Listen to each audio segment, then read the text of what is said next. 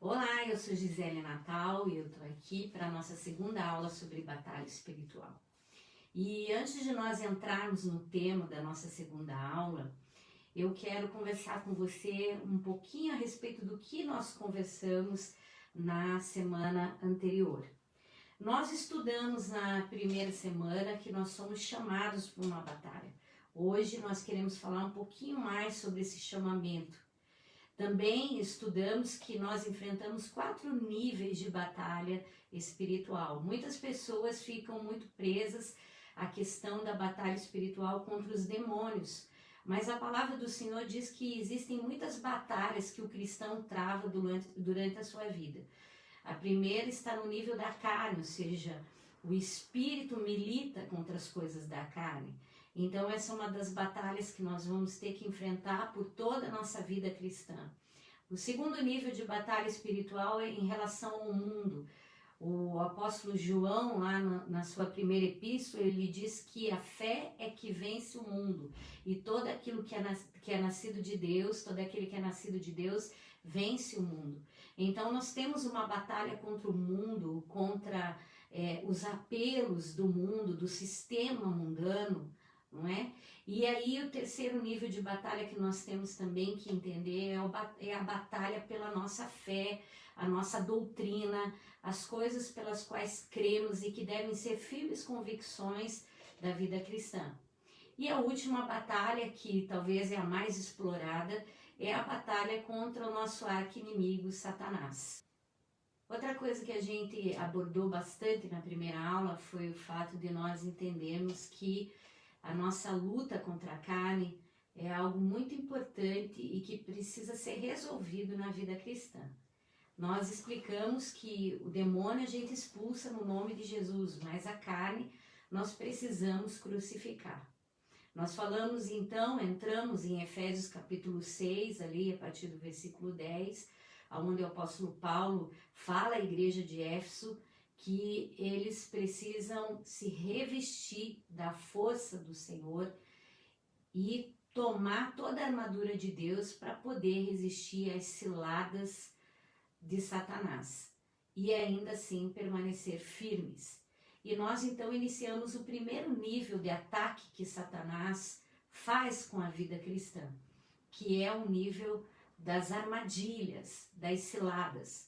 Porque se ele puder manter a gente preso nesse primeiro nível de batalha, as outras batalhas que talvez sejam mais intensas, que têm um nível maior, que vai exigir do cristão, nós vamos perder. Então nós precisamos tomar muito cuidado aonde a nossa alma transita. E nós falamos sobre isso. O que isso quer dizer?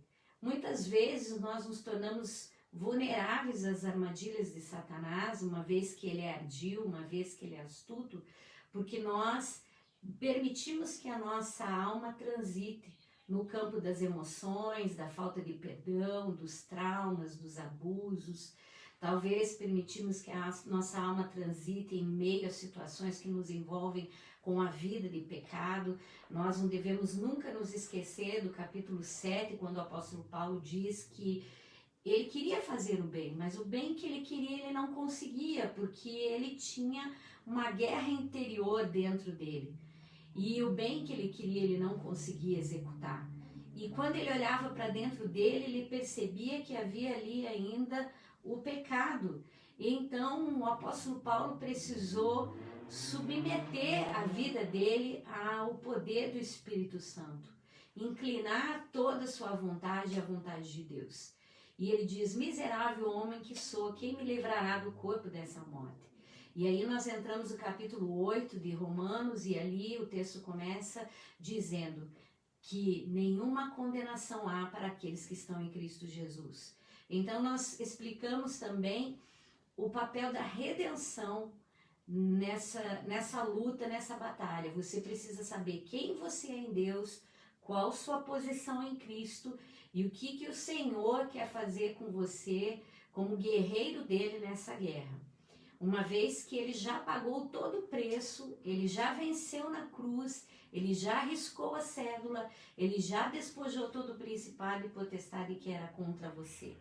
A outra coisa que nós estudamos também é que nós então precisamos tomar cuidado para que a nossa alma não fique embaraçada em nenhuma situação que possa de alguma forma comprometer a nossa vitória. Amém? E hoje nós vamos entrar, que era algo para nós termos tratado na primeira aula e não houve tempo, nós queremos falar um pouquinho ainda sobre esta santa convocação. E aí nós separamos 2 textos aqui para você entender o que é participar desse exército. E eu gostaria então que você abrisse a palavra do Senhor no livro de Números, no capítulo 10, onde ali Moisés, ele agora, depois daquele tempo todo em que eles estão transicionando do Egito para Canaã, estão no deserto, Moisés agora, ele chama o povo que até então tinha experimentado todo o cuidado de Deus, como se fosse uma criança, eles foram alimentados, protegidos, mas agora aqui no capítulo 10 de Números, então ele os convoca agora não mais como meninos espirituais, mas como homens e mulheres que devem lutar uma guerra na conquista da sua Canaã. E então ele chama aqui o povo pela primeira vez a marchar. O versículo 13 do capítulo 10 diz assim: assim, pela primeira vez se puseram em marcha segundo o mandado do Senhor por Moisés. E a mesma coisa acontece com a nossa vida espiritual. Nós começamos a nossa vida cristã, nós transicionamos do mundo para a nova vida em Deus. O Senhor cuida das nossas vidas, nós somos totalmente protegidos pelo poder do Espírito Santo, assim como continuamos sendo até que Ele complete toda a obra na nossa vida. Mas chega um momento em que nós devemos crescer, em que nós devemos avançar e devemos nos posicionar. Então, se você ler esse capítulo aqui, você vai ver que ele ajunta a congregação, ele separa as tribos, ele manda fazer trombetas para anunciarem o tempo de guerra, as devidas coisas, os devidos momentos, como eles devem lutar, de que forma eles devem estar posicionados, como eles vão agir. E então é a primeira vez que você vê aqui o povo não mais só como um povo, mas como um exército agora, que vai entrar num novo nível de conquista. E é isso que você precisa entender, que você está entrando num novo nível de conquista. E lá em Efésios, no capítulo 6, versículo 10, o apóstolo Paulo está então falando a uma igreja que está recebendo aqui várias instruções de como se conduzir, do que o Senhor fez por elas, aonde elas estão assentadas em Jesus, como é que elas devem se portar na vida cristã. E por último, uma vez que eles estavam ali sofrendo muitas ameaças do Império Romano, temendo a arrogância do poder daquele exército, o apóstolo Paulo os chama então agora também como soldados e diz: quanto mais sede fortalecidos no Senhor e na força do seu poder, revestivos de toda a armadura de Deus, para poderes ficar firmes contra as ciladas do diabo. Porque a nossa luta não é contra a carne e o sangue, e sim contra os principados e potestades, contra os dominadores deste mundo tenebroso, contra as forças espirituais do mal nas regiões celestes. Portanto, tomai toda a armadura de Deus, para que possais resistir ao dia mau, e depois de teres vencido tudo, permanecer inabaláveis. Então, aqui o apóstolo Paulo está dizendo: vocês entendam, igreja, que por trás de toda a força que se move no mundo, existe uma realidade espiritual que precisa ser destruída. E ela existe e se opõe a você. Ela existe e quer destruir famílias, quer destruir países, quer destruir pessoas, quer destruir a verdade de Deus, quer destruir a nossa conquista naquilo que o Senhor tem para cada um de nós. Então nós precisamos entender que nós estamos em batalha. Você faz parte de um exército, você faz parte de um plano maior do Senhor. E todo aquele que está avançando em territórios, todo aquele que está avançando em nível espiritual, ele precisa entender que ele precisa estar preparado como um guerreiro de Deus, e vestido da força do Senhor e totalmente vestido da armadura de Deus. Então hoje a gente quer falar um pouco sobre esta armadura. Então nós precisamos entender uma coisa: os nossos inimigos, eles são invisíveis e não carnais. Usando essa situação que nós estamos vivendo hoje, em relação à pandemia, essa situação toda, nós podemos observar uma grande guerra espiritual que se forma nas regiões espirituais.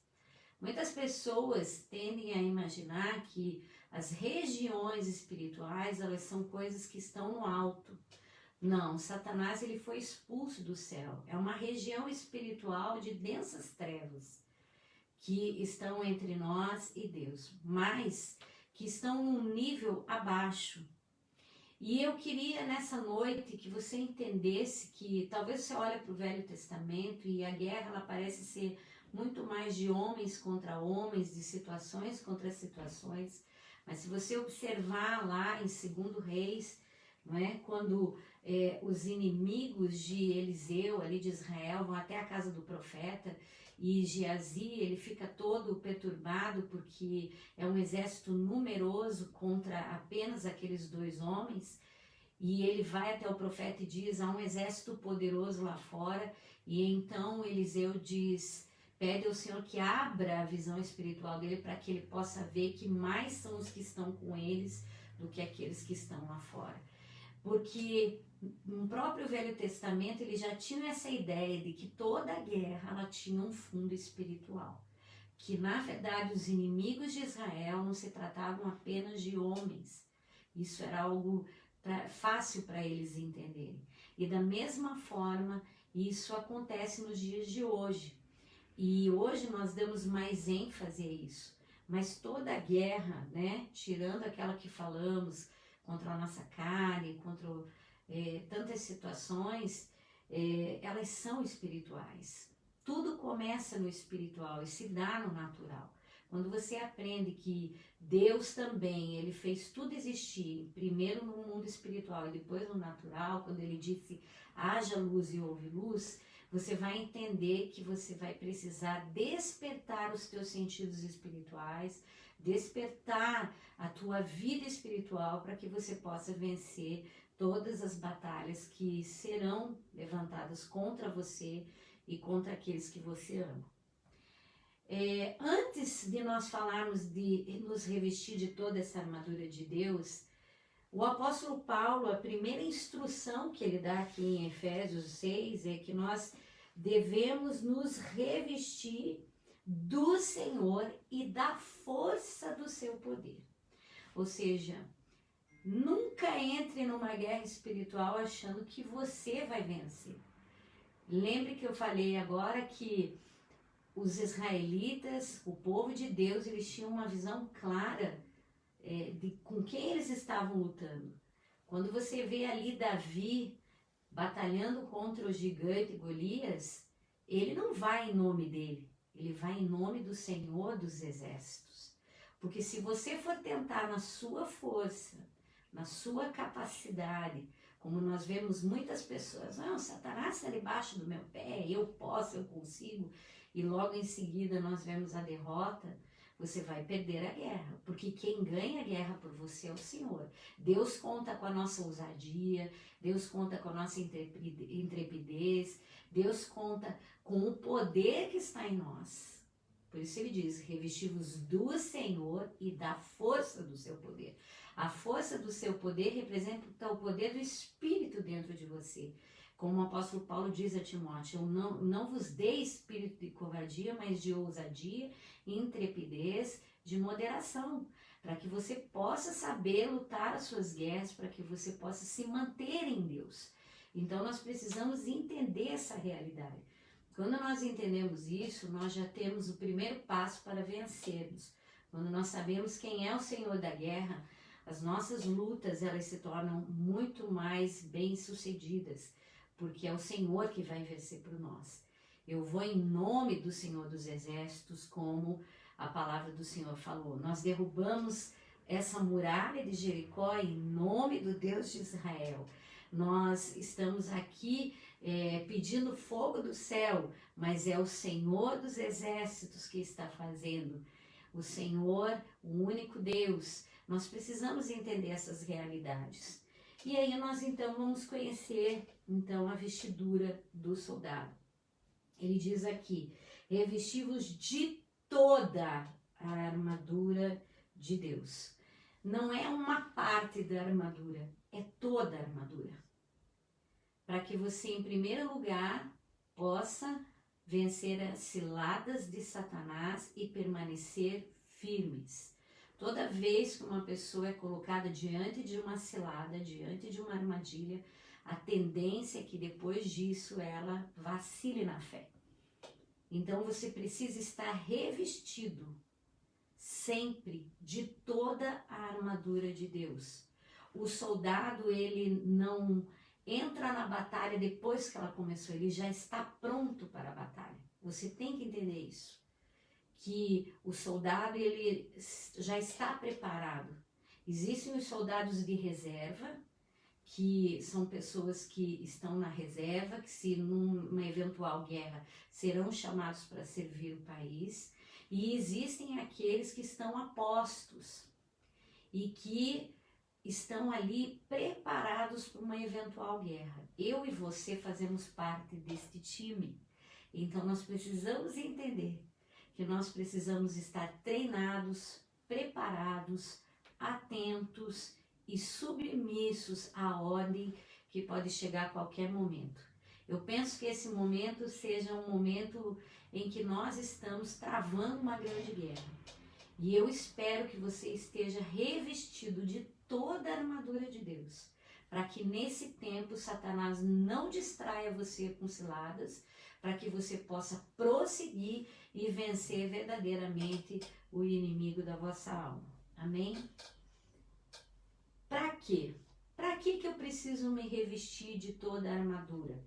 Primeiro, para resistir às ciladas, ou seja, os métodos de trabalho do inimigo e ficar firmes. Segundo, porque eu tenho um exército das trevas para destruir. E terceiro, porque existem dias maus que precisam ser vencidos através também de toda a armadura de Deus. Definindo a armadura.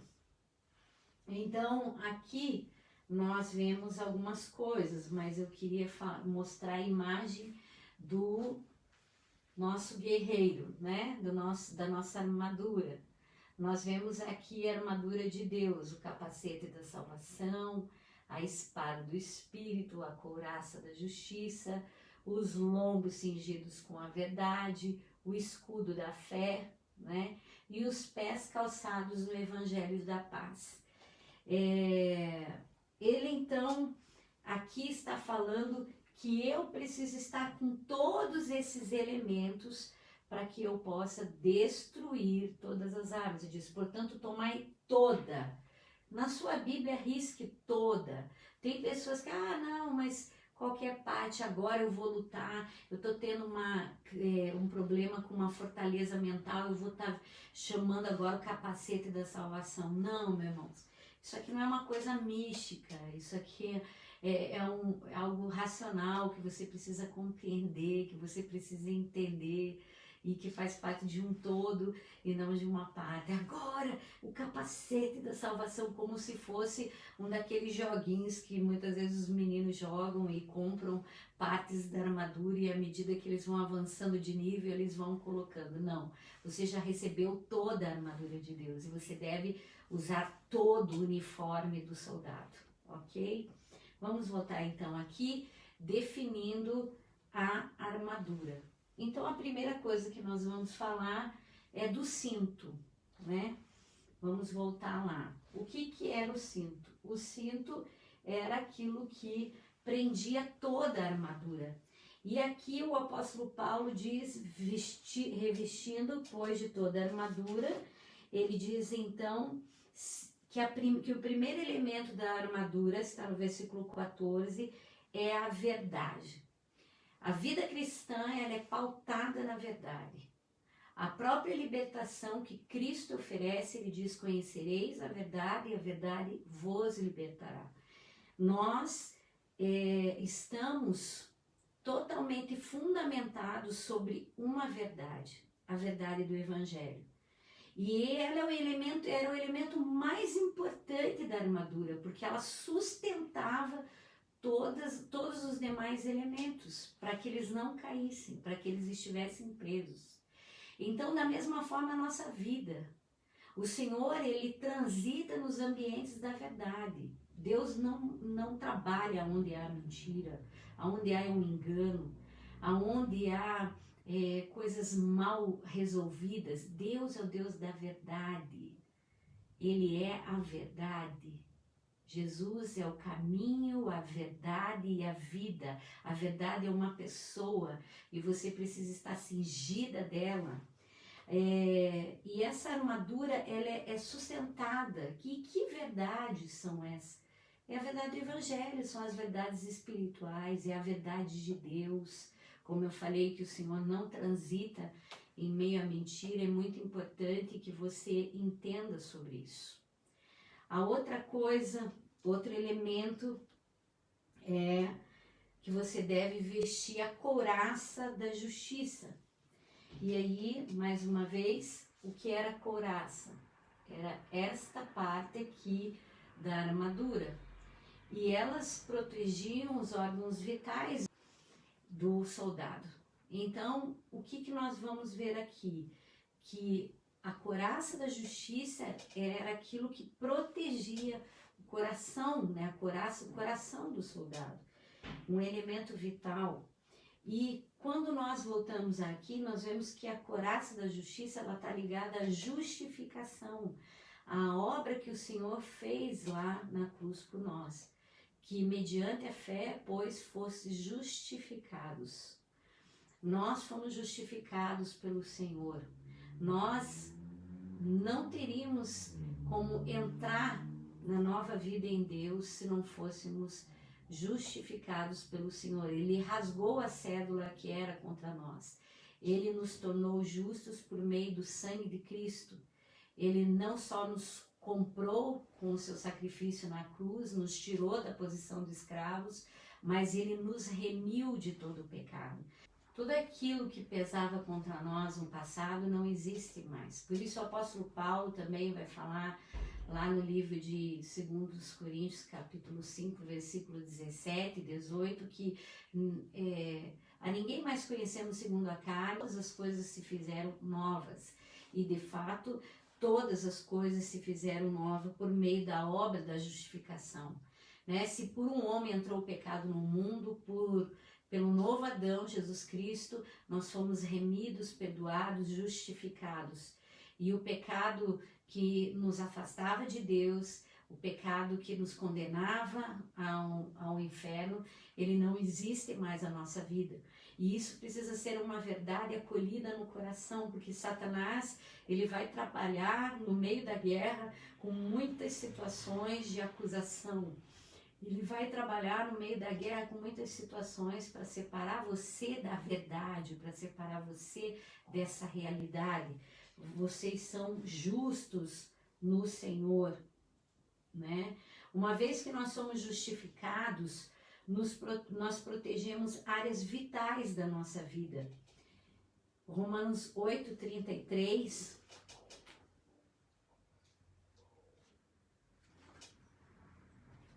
Ele vai dizer aqui: quem tentará acusação contra os eleitos de Deus? É Deus quem os justifica. Satanás é especialista, como eu falei, em acusar. O nome Satanás quer dizer acusador.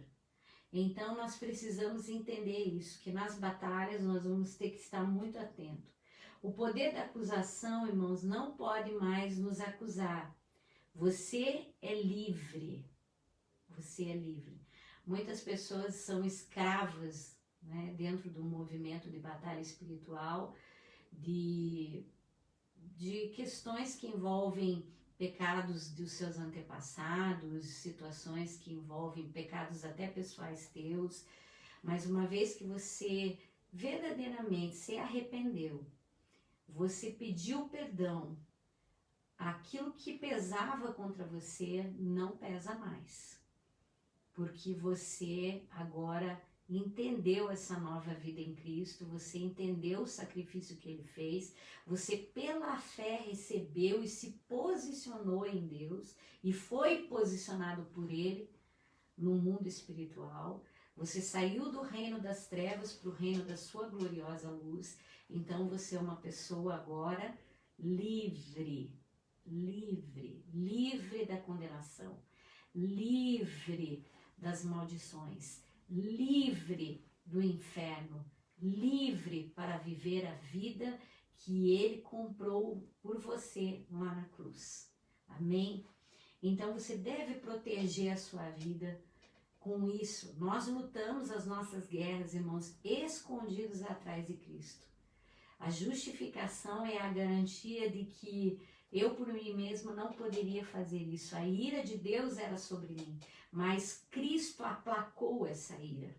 Hoje eu sou justificado. Hoje eu posso entrar com ousadia no Santo dos Santos e eu posso orar a esse Deus e eu posso entrar com liberdade na sua presença e não morrer e não perder a minha vida. Cristo fez isso por mim. Ele abriu um novo e vivo caminho para que nós pudéssemos entrar lá. A terceira coisa aqui são as sandálias, né? As sandálias que o soldado vestia, e elas são chamadas de calçar o evangelho da paz, né? A paz do evangelho, a boa notícia de que eu sou amado, de que eu sou perdoado e que eu tenho paz com Deus. Nós somos embaixadores dessa mensagem de paz, dessa mensagem de reconciliação, dessa mensagem de vida. E o cristão, ele precisa ter isso, as sandálias da paz do evangelho. A boa notícia de que eu sou amado e que aquele que quero recebê-lo também é amado. De que eu sou perdoado, eu sou verdadeiramente perdoado, eu tenho paz com Deus. Ele não é meu inimigo. O evangelho me reconciliou com Deus. Então, nós precisamos entender isso, que aquele que não conheceu o pecado se fez pecado por nós, para que nós pudéssemos, em Jesus, nos tornar a justiça de Deus.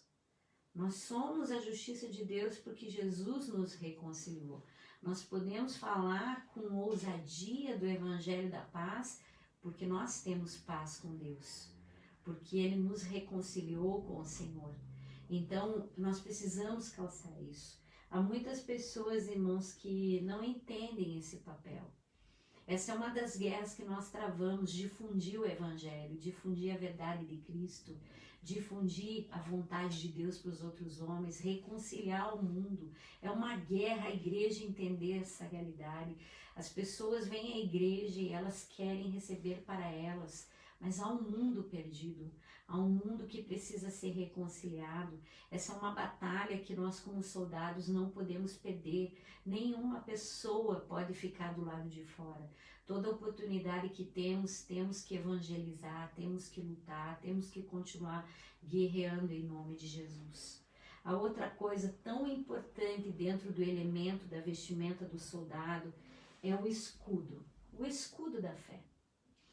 E o escudo da fé, irmãos, é algo que nós precisamos entender, porque é ele que vai colocar obstáculos para todas as setas, para todas as investidas que Satanás vai tentar fazer. Se você lembrar como que os soldados romanos lutavam, você vai perceber que o escudo era um elemento muito importante na proteção contra aqueles povos com os quais eles lutavam. Eles criavam uma espécie de uma couraça, né, de uma cobertura, tanto em cima quanto ao seu redor, para proteger as legiões que ficavam dentro daquela cobertura. Então, é muito importante que nós entendamos isso, que a fé ela é um elemento importantíssimo, irmãos, na batalha, porque a fé ela nos protege das mentiras do diabo. A fé ela nos faz triunfar em meio à provação. A fé ela nos faz triunfar, como a palavra do Senhor vai falar em Hebreus, no capítulo 11 inteiro, e ela termina dizendo que pela fé eles destruíram exércitos, derrubaram muralhas, venceram gigantes, mataram ao fio da espada, tiraram força da fraqueza. A fé é um elemento poderoso e a fé é algo que vem através daquilo que nós ouvimos da palavra de Deus. A fé vem pelo ouvir e ouvir a palavra de Deus. Quantas vezes numa guerra espiritual, Satanás, a primeira coisa que ele tentou abalar foi a tua fé. Ele enviou setas sobre você e ele tentou abalar a sua fé. Mas quando você está firmado, quando você tem firmes convicções, quando a palavra de Deus tem entrado dentro do teu coração, você tem como vencer através do escudo da fé. Você precisa se proteger. A fé é um elemento protetor poderoso na batalha contra Satanás. Muitas coisas, como eu falei, é toda a armadura de Deus, porque nós precisamos entender que Satanás, ele não age em algumas partes. Não dá para eu estar só com o meu escudo, eu preciso estar com tudo, mas o elemento do escudo da fé, ele é fundamental, ele é muito importante dentro dessa guerra. Se a fé não está fundamentada em Jesus, irmãos, você não está protegido. Esse é outro elemento, como eu falei na primeira aula, que a primeira coisa que a gente precisa entender é que muitas pessoas creem, elas creem. Inclusive, se você perguntar, você crê em Jesus? Ela vai dizer, claro que creio. Quem é que não gosta de Jesus, né? Mas a fé verdadeira, a fé que crê que Ele é o único e suficiente Salvador das nossas vidas. A fé que nos reposiciona, que nos tira do lamaçal de pecado e nos transporta para o reino do Filho do seu amor, que é o reino de Deus. A fé que nos torna cidadãos do céu. A fé que faz com que o nosso nome esteja escrito no livro da vida. Muitas pessoas guerreiam, professam, até creem na armadura. Nós sabemos, né? Muitas pessoas, movimentos carismáticos que creem nessa força, nesse poder, mas que a fé não é totalmente Jesus. E a fé precisa ser só Jesus. Você precisa entender isso. E é isso que garante a vitória do cristão. Se a fé não está fundamentada em Jesus, você não estará protegido. E você precisa exercitar a fé. A fé é um elemento que precisa ser exercitado. Quando Paulo fala a Timóteo, eu gosto muito das cartas que ele escreve para aquele discípulo amado, quando ele diz ali, lembre da fé de tua avó e de tua mãe, lembre que você tem depósitos, lembre dos dons que foram impostos sobre você. Então, Paulo está lembrando de todo o depósito de fé que ele tinha. Quantos momentos da sua vida você passou por situações terríveis em que Satanás quis abalar a tua fé, mas aí você lembrou-se daquele depósito, daquela palavra, aquela coisa que veio num momento que você nem esperava e você se fortaleceu. A gente vê ali Gideão vencendo aquela batalha porque ele desce ao campo do inimigo e ele ouve que eles tiveram um sonho com um pão tostado que descia a montanha e destruía todo o exército. E aquilo trouxe uma fé para o coração de Gideão, e Gideão no outro dia pelejou e destruiu aquele grande exército de centenas de milhares de homens. É isso que a fé faz. A fé ela reanima. A fé é a firme convicção das coisas que não se veem, mas que se esperam. A fé ela nos justifica. A fé ela nos torna mais amigos de Deus ainda. A fé ela cria memoriais. A fé ela produz o milagre. Então nós precisamos nessa guerra, irmãos, manter a nossa fé firme. manter a nossa fé firme, porque Satanás não pode roubar isso de nós, amém? A outra coisa é o capacete da salvação, né? O soldado precisava, porque ele também precisava proteger a sua cabeça, e nós precisamos proteger a nossa cabeça, nós precisamos ter certeza da salvação, o capacete da salvação. Crentes incertos e inseguros não estão prontos para a batalha. Você tem certeza da sua salvação ou você é alguém que tem medo de morrer, que tem medo do amanhã, que tem medo de perder a sua salvação? A salvação é algo já garantido por você. Cristo comprou você na cruz. Cristo pagou um preço. Você deve cuidar dessa salvação agora. Você deve não ser negligente, como lá em Hebreus, no capítulo 2, ele vai dizer que nós não devemos negligenciar tão grande salvação que nos foi dada por meio de Cristo Jesus, que foi inclusive avalizada por todos os sinais e maravilhas que Ele produz na nossa vida. Então nós precisamos estar pronto para a batalha. Poucos crentes, poucos irmãos têm certeza da salvação. Nesse momento que a gente está vivendo essa crise tão terrível mundial, é lógico que eu não quero morrer, nem você quer morrer, nenhum de nós quer passar por uma situação crítica.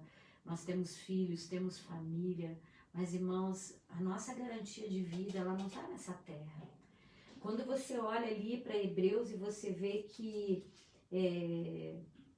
o mundo não era digno daqueles homens de fé, porque eles praticaram justiça, eles obtiveram promessas, eles puseram em fuga exércitos poderosos, eles fizeram isso porque eles não estavam olhando para essa realidade, mas para aquilo que havia proposto para eles. Muitos não chegaram a pegar nas suas promessas, muitos não chegaram a ver, eles não viram o que nós vimos, eles não sabem o que nós sabemos, eles não tiveram notícia do que Jesus fez, mas eles creram porque eles tinham a confiança de uma pátria que não é desse mundo. Tem muita gente fixada aqui na terra, que Satanás entra com força na mente e essa pessoa é roubada na sua fé por qualquer circunstância. Ela prefere perder Jesus, mas não perder coisas que talvez muitas vezes as provações venham na nossa vida para mostrar quem de fato somos em Deus, no que cremos de verdade. Então, o capacete da salvação é algo muito poderoso e é aqui onde Satanás muitas vezes constrói fortalezas, e a gente vai falar sobre isso porque a pessoa ela não tem essa realidade definida na vida dela. A outra coisa, irmãos, então você precisa ter certeza da sua salvação e certeza do que é prioridade. Eu gosto muito quando Davi, nas suas orações em Salmos, muitas vezes você vai ver Davi começando as suas orações angustiado, abatido, e eu gosto muito do Salmo 13, quando ele está ali questionando Deus, porque você pode questionar, você pode ser você com Deus. E aí ele diz, até quando, Senhor? Até quando isso vai acontecer? Mas aí no meio daquela oração ele diz, no tocante a mim, confio no Deus da minha salvação. Eu me alegro pela tua graça e confio no Deus da minha salvação. Por isso eu vou cantar louvores, porque Ele me tem feito muito bem. Irmãos, é essa certeza que a gente precisa ter. Pode estar tudo errado do lado de fora, muitas coisas podem se perder, mas você não pode perder o foco do milagre da salvação. A salvação é um milagre na sua vida. Nós estávamos perdidos, como dizia a velha música, sem Deus, sem Jesus, mas Jesus nos tocou, estendeu a sua mão, chegou até nós, nos alcançou com a sua graça, e como diz Davi, a tua graça é melhor do que a vida. Então nós precisamos entender essa realidade, e vestir esse capacete, dizer, não, eu creio, eu sou salvo, eu sou remido, eu sou livre, eu sou santo, eu sou justo, porque Ele fez por mim. Ele fez por mim. O outro elemento é a espada do Espírito. Aqui está uma espada grande, irmãos, mas a espada do Espírito, ela, na verdade, a representação seria uma adaga menor, uma espada menor, porque ela tinha que perfurar, ela tinha que exterminar o inimigo.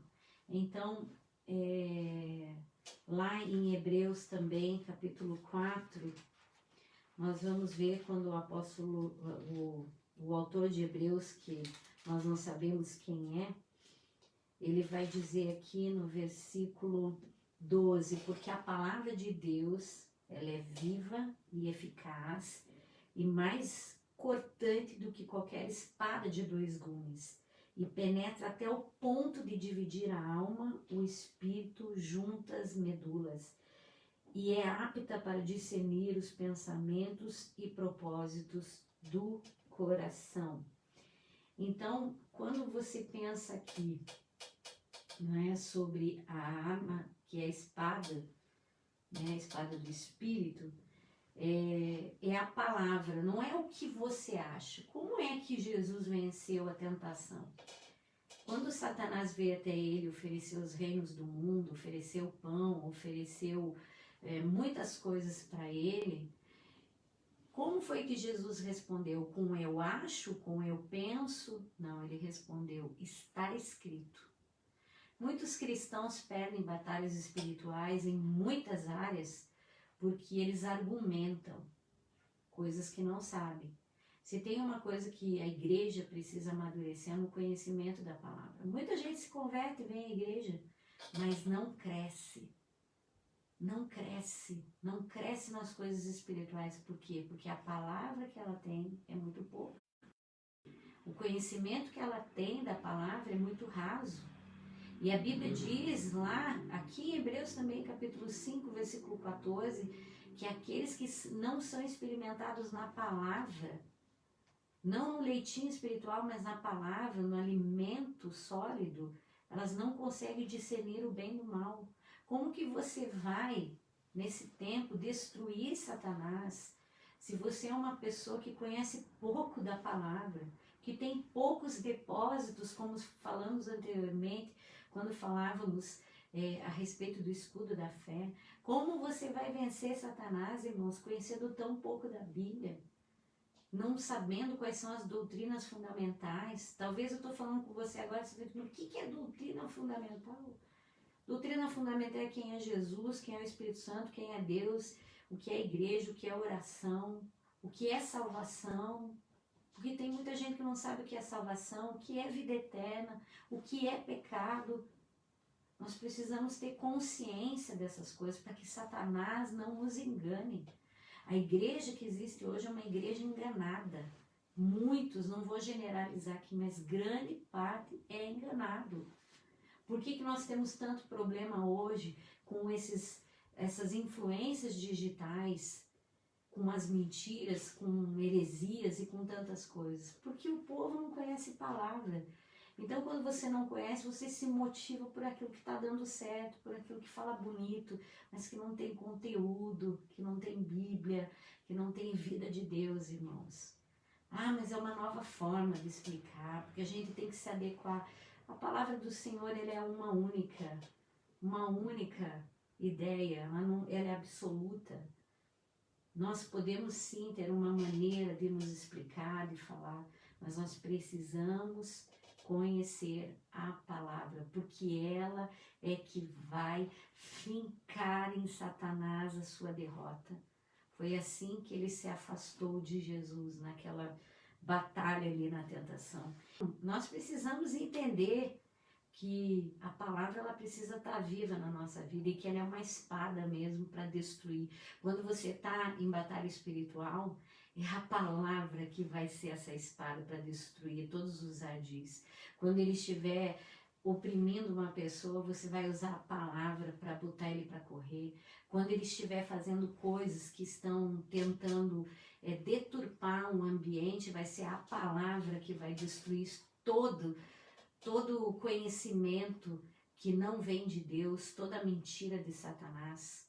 Por isso que a palavra do Senhor também vai falar, e nós vamos que as armas da nossa milícia não são carnais, mas poderosas em Deus para destruir toda a fortaleza e levar todo aquele conhecimento, todo aquele sofisma que não procede de Deus, cativa a obediência de Cristo. E a gente só pode fazer isso se conhecer a palavra. Só podemos usar a espada se a conhecemos. Não é usar. Eu te digo, ou ficarmos lendo textos bíblicos como a gente vê em filmes. Não. Nós temos que conhecer a palavra e praticar a palavra. Nós temos que receber a palavra e acolher a palavra que em nós tem sido enxertada para que ela possa salvar as nossas almas, como diz Colossenses e Tiago. A palavra do Senhor, ela precisa habitar ricamente em nossos corações. Ricamente. Como Colossenses vai falar, habite ricamente a palavra de Deus em vossos corações. Porque ela vai nos auxiliar em muitas situações. Depois, ele fala ainda, orando em todo o tempo, com orações, com súplicas, com ações de graça. A oração é um elemento indispensável para todo aquele que luta. Mas como nós falamos, e que isso fique claro, toda a armadura de Deus. Nós não vamos entrar hoje na questão da oração, e aí naquele elemento da armadura aqui, nós vemos aqui, né, os joelhos e as mãos.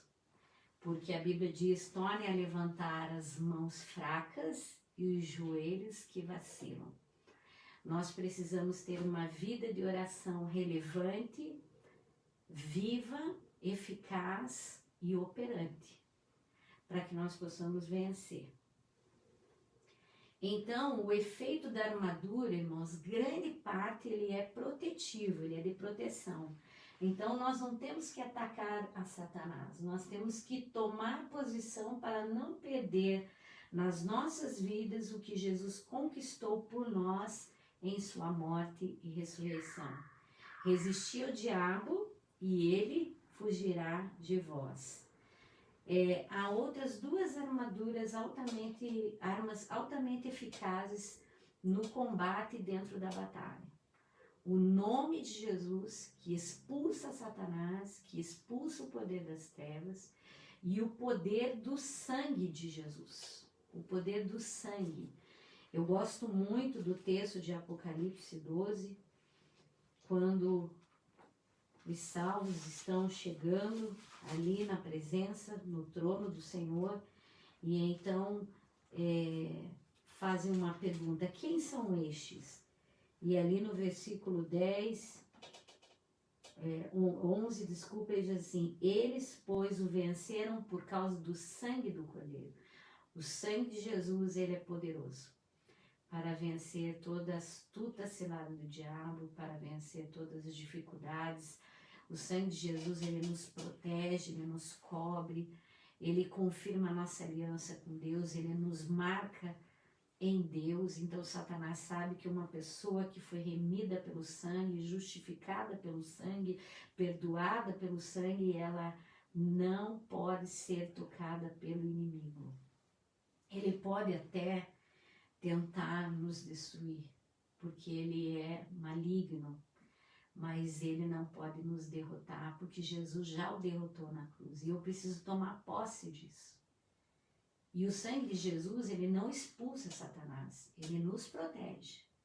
O sangue de Jesus é uma marca, é um selo que você tem. Ele purifica, ele santifica, ele transforma, e o nome de Jesus é que expulsa. Então você precisa entender. Como que a gente vai vencer? Então, revista-se da força do seu poder, né? Em Dunamon, que significa dinamite de dentro. Esteja atento para uma liberação sobrenatural do poder do Espírito de Deus. Então, se esvazie e se deixe encher do poder do Espírito. E tome toda a armadura, nenhum elemento pode faltar. Né? E como que você vai tomar essa armadura?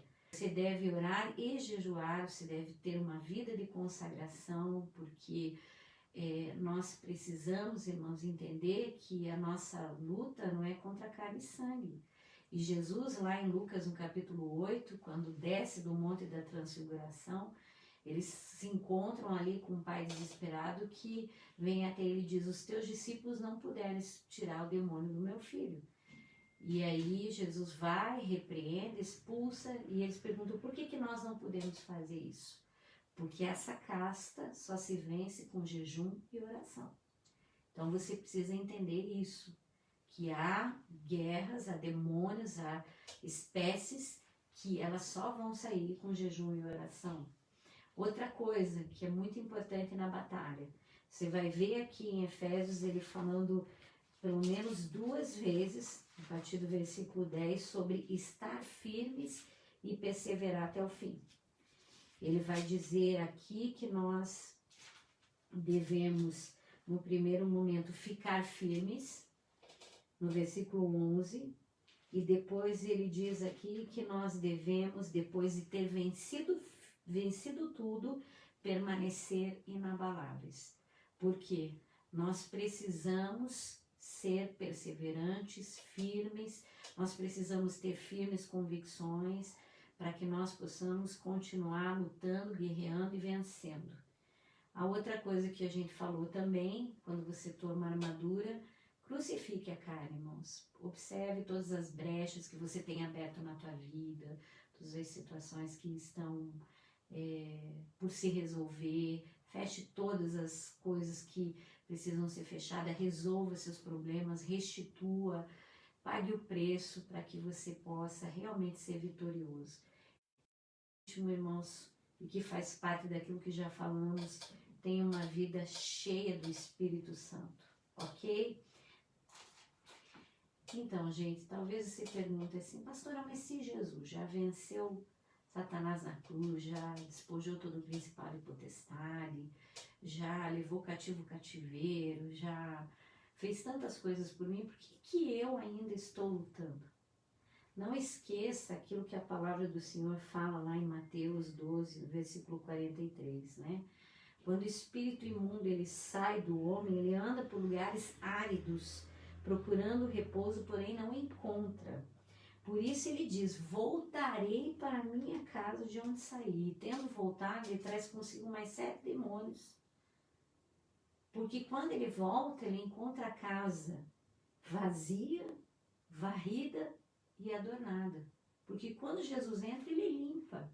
Mas ela precisa ser preenchida, do Espírito Santo. Então tem muitos cristãos perdendo a guerra, porque eles nascem, mas eles não são cheios do Espírito.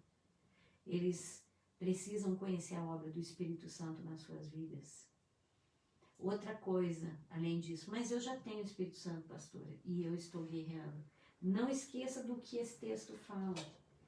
Ele acha que ainda é dono da sua vida. E enquanto essa guerra não acabar por completo, irmãos, enquanto esse domínio dele não deixar de existir, o que você precisa entender é que você está numa guerra. Satanás é sujo. A gente vê ali Davi derrotando os filisteus, mas lá na frente, você vai olhando o livro de 1 Samuel, 2 Samuel, você vai ver quantas vezes esse inimigo se levantou. Você vai olhar na história de Israel, quantas vezes os amalequitas se levantaram, os amonitas, os moabitas, para guerrear contra o povo de Deus. Então Satanás é assim, ele não se dá por vencido. Essa é a grande característica de força dele, que ele não é desistente. Nós muitas vezes paramos, mas Satanás não para. Então você precisa entender que a guerra já foi vencida, mas você precisa possuir todas as armas, você precisa possuir toda esta verdade dentro de você para você poder vencer as guerras. Você vai vencer em nome de Jesus e no poder dele, mas você precisa ter essa consciência. E há uma história que eu achei muito interessante, que o pastor Augusto Nicodemos, ele contou, que ele faz uma ilustração a respeito de um moço que trabalhava com um senhor muito tirano, muito rico e que não tinha fé em Deus. E um dia ele disse assim para aquele moço: qual é a vantagem de ser cristão? Não creio em Cristo e detesto o cristianismo, dizia aquele patrão para o seu funcionário. Entretanto, sou um homem rico, sem problemas e tenho tudo na vida. E você que professa servir a Cristo, não passe de meu escravo. Nada tem neste mundo, você passa por muitos sofrimentos. Como você me explica isso? Não é assim que muitas vezes as pessoas falam pra gente, irmãos? Eu não tenho Jesus e levo uma vida boa, e você aí vive sofrendo, vive aí batalhando. E essa foi a pergunta daquele pobre escravo, que não tinha uma resposta para oferecer. Mas um dia eles saíram para uma caça e de patos selvagens, e o seu patrão era alguém muito bom na caça. E então aquele homem que era um excelente atirador disse: depressa, disse ao escravo, depois de atirarem alguns patos, vá logo buscar aqueles feridos que ainda estão vivos, pois não podem escapar. Deixe os mortos para depois, pois eles não vão mesmo a lugar nenhum. Enquanto o escravo obedecia, a luz do Espírito Santo brilhou em sua mente. Ao voltar com as aves abatidas, disse ao seu senhor: mestre, agora eu tenho uma resposta para a sua pergunta. O diabo vai no encalço dos que ainda estão vivos e deixa em paz os que ainda estão mortos. Ele procura tomar a minha vida o mais miserável que ele possa, pois estou vivo em Cristo e posso escapar das suas garras. Enquanto isso, ele deixa em paz, morto em suas ofensas e pecados, e o Senhor já lhe pertence. Nós muitas vezes, irmãos, podemos estar vivendo uma vida muito antagônica para muitas pessoas por professarmos a nossa fé. Mas nós temos a garantia de que Ele vai cuidar de nós até o fim e que Ele vai completar a obra até o fim. Então a guerra dele é comigo, que sou um pato vivo, e não com aqueles que estão mortos. A guerra é com você, que é um pato vivo. A guerra é com você que ainda luta para viver a tua vida, que luta pela sua família, que luta por aqueles que você ama. Então que você possa ter essa certeza no seu coração de que o Senhor, Ele não deixou você à mercê dos acontecimentos. Ele preparou uma armadura, Ele preparou recursos, Ele mesmo é o general dessa batalha. Ele é aquele que nos faz ganhar. E eu quero que você entenda que a armadura, ela não é uma coisa mística. Ela é uma realidade que eu e você podemos possuir para destruir toda a obra do diabo no nome de Jesus. Que Deus te abençoe, que você possa ter aprendido um pouquinho, e na próxima semana nós vamos trabalhar sobre conhecendo o inimigo. Fique na paz e que Deus te abençoe.